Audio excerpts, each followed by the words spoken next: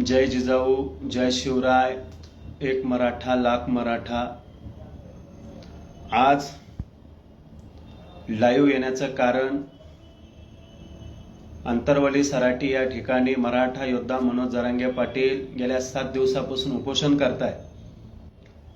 उपोषण हे संविधानिक पद्धतीने महामानव डॉक्टर बाबासाहेब आंबेडकर, राजश्री शाहू महाराज यांनी दिलेल्या अधिकारात ते त्या ठिकाणी मराठा समाजाला 50%च्या ओबीसीतून आरक्षण मिळावं, सगळे सोयरे या कायद्याची अंमलबजावणी व्हावी, हैदराबाद गॅझेट, सातारा गॅझेट आणि बॉम्बे गॅझेट या 3 गॅझेटची राज्य सरकारने तात्काळ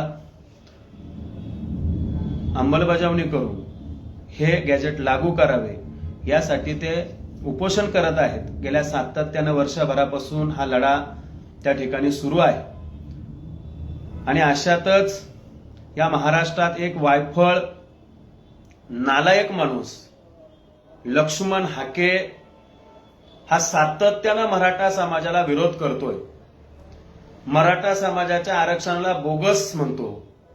अरे लक्ष्मण हाके, तुझी लायकी तू तपासली पाहिजे, तुझ्या बुद्धीची कीव येते।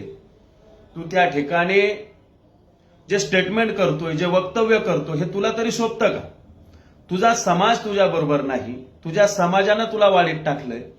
अरे धनगर समाज हा ओबीसीत आहे, ओबीसीत असताना तो समाज त्याचं एक स्वतंत्र आरक्षण मागतोय आणि तू काय करतोय? त्या समाजाचं नाव वापरून तू मराठा समाजाला ओबीसीत आरक्षण मिळू नये यासाठी सुपारी वाजवतो। तुला लाज वाटली पाहिजे हाके, तू स्वतःला काय समजतो नेमका? अरे बाबा, तू मराठ्यांच्या नादाला लागू नको। मराठ्यांचा नाद करणं तुझ्यासारख्या बैताल व्यक्तीला शोभणार नाही। तुला सांगोल्याच्या रेल्वे स्टेशनला किती झोडलं, किती मारलं हे तुला विसर पडलाय का? तुला त्या ठिकाणचे जुने दिवस आता परत आठवावा लागतील आणि त्याची तुला आठवण करून द्यावा लागेल असं वाटायला लागलंय। आज छत्रपती संभाजी महाराज मराठा योद्धा मनोज जरांगे पाटील यांची भेट घ्यायला गेले। त्यांनी त्या ठिकाणी त्यांची विचारपूस केली। विचारपूस केल्यानंतर त्यांनी स्पष्टपणे सांगितलं की मराठा समाजाला त्यांचं संविधानिक आरक्षण मिळवण्यासाठी राज्य सरकार आणि विरोधकांनी तात्काळ पावले उचलावीत।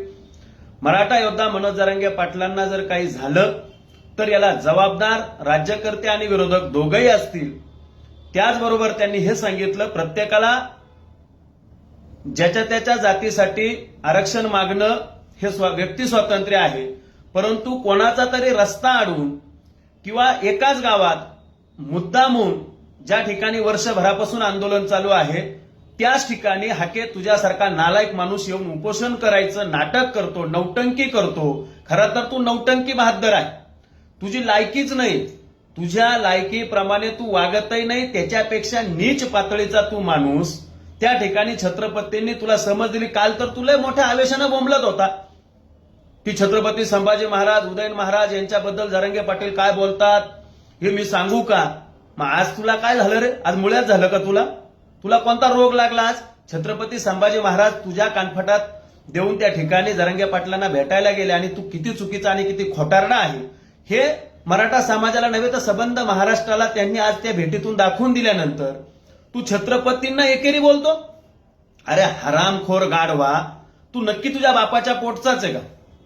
ज्या छत्रपती संभाजी महाराजांना तू एकेरी बोलतो, तुझी लायकी काय रे?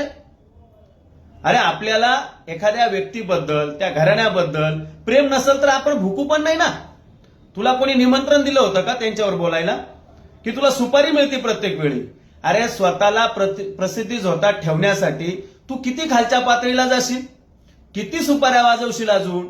अरे त्या ठिकाणी अंतरवली सराटी या ठिकाणी संविधानिक आंदोलन चालू आहे, तू जायचं ना तिकडे पंढरपूरला। तिथं आमचे मित्र माऊली हळणवार हे त्या ठिकाणी उपोषण करताय।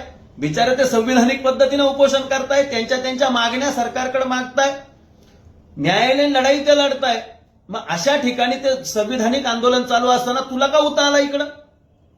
तू का तुझ्या मुळ्यादाला उब देतो या ठिकाणी येऊन?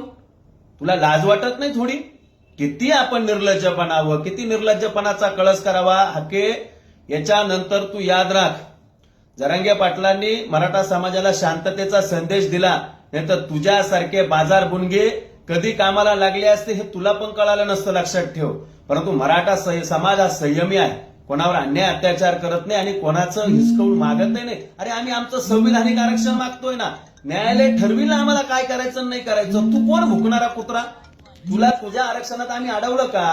तुझ्या मागण्यांबद्दल आम्ही तुझ्या विरोधात बोललो का? तुला कुठं अडथळा निर्माण केला का? अरे प्रत्येकाला ज्याचं त्याचं आरक्षण मागण्याचा अधिकार आहे ना. तुझ्या समाजासाठी भुकणं, तुला काय भुकायचं, रस्त्यावर पडायचं, पडणं आडवा. दुसऱ्याला मिळू नये म्हणून दुसऱ्याच्या ताटातलं ओढणारी तुझी अवलाद तू छत्रपतींवर बोलणार? तुझी लायकी किती आहे छत्रपतींवर बोलण्याची हे तरी सांग पहिले. आपली उंची, आपली पात्रता तपासावी. त्यांनी काय बोललं ते फक्त बोलले का दोन आंदोलनं एका गावात सुरू होणं हे दुर्दैव आहे. आणि बरोबर आहे ना, दोन समाजात तेढ निर्माण करण्यासाठी तू सुपारी बादर त्या ठिकाणी आलेला. तुला लाज वाटायला पाहिजे की तू काय करतोय, काय करत नाहीये. हाके, तू अजूनही अवकातीत राह आणि तात्काळ छत्रपती संभाजी महाराजांची माफी माग. तू काय म्हणतो की पन्हाळगडला ते कसे गेलं, तुला काय करायचं रे? पन्हाळगडला कोण गेलं, कोण आलं, काय केलं, तू तुझं पाय ना कुत्र्या. दुसऱ्यांचा कशाला बघायला जातो रे हरामखोर? तुला वाटू देऊ नको हाके की तुला कोणी काही म्हणत नाही. आम्ही कायद्याचं पालन करणारे लोक आहोत म्हणून शांत आहोत.